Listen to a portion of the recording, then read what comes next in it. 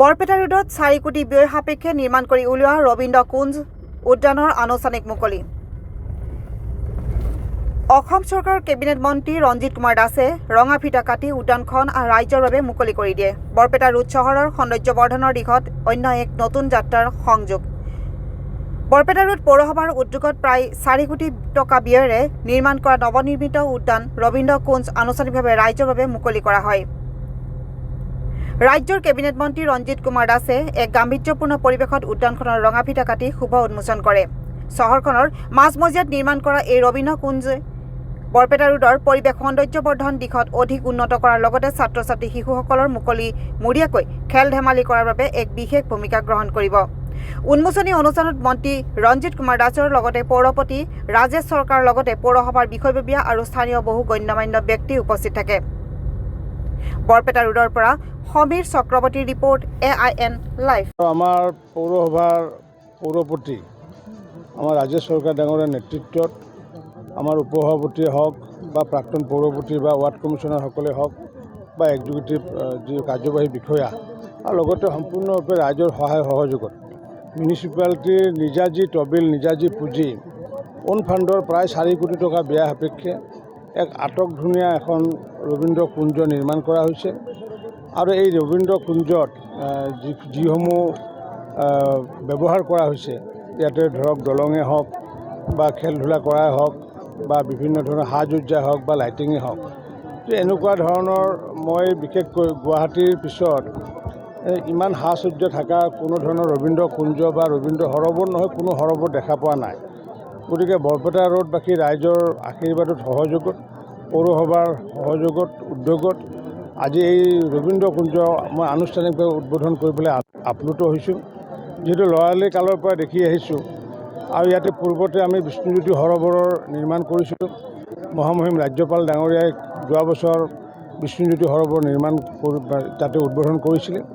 আৰু এইটো আজি সমূহ ৰাইজৰ উপস্থিতিত পৌৰসভাৰ উপস্থিতিত আমাৰ যি কেন্দ্ৰীয় যি ৰবীন্দ্ৰ স্মৃতি মঞ্চ তেওঁলোকৰ উপস্থিতিত আজি আমি উদ্বোধন কৰি ৰাইজলৈ উৎসৰ্গা কৰিছোঁ। আৰু এই চেগতে মই পৌৰসভাক মই আন্তৰিক ধন্যবাদ জনাইছোঁ যে পৌৰসভাৰ যি তেওঁলোকৰ নিজস্ব পুঁজিৰ এটা সৎ ব্যৱহাৰ কৰিছে। মই আশা ৰাখিছোঁ যে আগন্তুক দিনত এই ৰবীন্দ্ৰ কুঞ্জ বা আমাৰ বিষ্ণুজ্যোতি সৰোবৰৰ সন্মুখৰ যিটো ৰাস্তা বা সাহিত্য সভাই হওক বা প্ৰগতি সংঘ বা লায়ন্স ক্লাব বা নামঘৰৰ সন্মুখৰ যিটো ৰাস্তা আৰু ফৰেষ্ট কলনী যোৱা ৰাস্তা, সেই ৰাস্তাটো আগন্তুক দিনত পৌৰসভাক মই আহ্বান জনাইছোঁ যাতে ৱাকিং জোন যাতে কৰে। ৰাতিপুৱাৰ ভাগত কিছু সময় আৰু সন্ধিয়াৰ ভাগত কিছু সময় যাতে গাড়ী চলাচল যাতে নিষিদ্ধ কৰি সকলোকে যাতে ইয়াতে ৱাক কৰাৰ সুবিধা দিয়াৰ লগতে সকলোৱে যাতে ৰবীন্দ্ৰ কুঞ্জত পৰিয়াল লৈ যাতে আহিব পাৰে, বিষ্ণুজ্যোতি সৰোবৰত যাতে পৰিয়াল লৈ আহি কিছু সময় যাতে তেওঁলোকে ইয়াতে অন্তত 1 ঘণ্টা বা 1.5 ঘণ্টা যাতে বহিব পাৰে, সেই পৰিৱেশৰ প্ৰতি লক্ষ্য ৰাখিয়ে ৱাকিং জোনৰ প্ৰয়োজন আছে। আৰু ইতিমধ্যে ৰাস্তাটো যিহেতু মই বিধায়ক হৈ থাকোঁতে ইতিমধ্যে নিৰ্মাণ কৰা হৈছিল, যদিও সম্পূৰ্ণ হোৱা নাছিলে, এতিয়া সম্পূৰ্ণ হৈছে। গতিকে সেই ৰাস্তাটোৱে ৰবীন্দ্ৰ কুঞ্জৰ সন্মুখৰ ৰাস্তাটো আমি আগন্তুক দিনত ৱাকিং জোন হিচাপে ঘোষণা কৰাৰ কাৰণে আজি পৌৰসভায়ো সিদ্ধান্ত গ্ৰহণ কৰিছে। মই ভাবোঁ যে সন্ধিয়াৰ ভাগত বা ৰাতিপুৱাৰ ভাগত সকলোৱে ইয়াতে মৰ্ণিং ৱাক কৰাৰ লগতে সকলো পৰিয়ালৰ সদস্যক লৈ পেলাই যাতে বিশ্বকবি ৰবীন্দ্ৰনাথ ঠাকুৰক তেওঁলোকে শ্ৰদ্ধাঞ্জলি দিব পাৰিব। আৰু লগতে বিভিন্ন ধৰণৰ কলাসুলভ ব্যক্তিসকলে ইয়াতে কবিতা লিখাই হওক বা আৰ্ট কৰাই হওক বিভিন্ন ধৰণৰ তেওঁলোকে কাম বা প্ৰতিভা বিকাশ কৰাৰ ক্ষেত্ৰত সহায়ক হ'ব বুলি মই ভাবোঁ। মই বিশেষ ধন্যবাদ জনাইছোঁ পৌৰসভাক। হয়, আজি অলপ আগতে অসম চৰকাৰৰ জ্যেষ্ঠ মন্ত্ৰী মাননীয় ৰঞ্জিত কুমাৰ দাসদেৱে এই ৰবীন্দ্ৰ কুঞ্জৰ তেওঁৰ কৰ কমলেৰে উদ্বোধন কৰিলে। আৰু ৰাইজৰ বৰপেটা পৌৰসভাৰ প্ৰতি এটা আশা আকাংক্ষা আছিল। আৰু বৰপেটাৰ ৰাইজে 10টা ৱাৰ্ডতে ভাৰতীয় জনতা পাৰ্টীৰ প্ৰাৰ্থীক নিৰ্বাচিত কৰিছিল।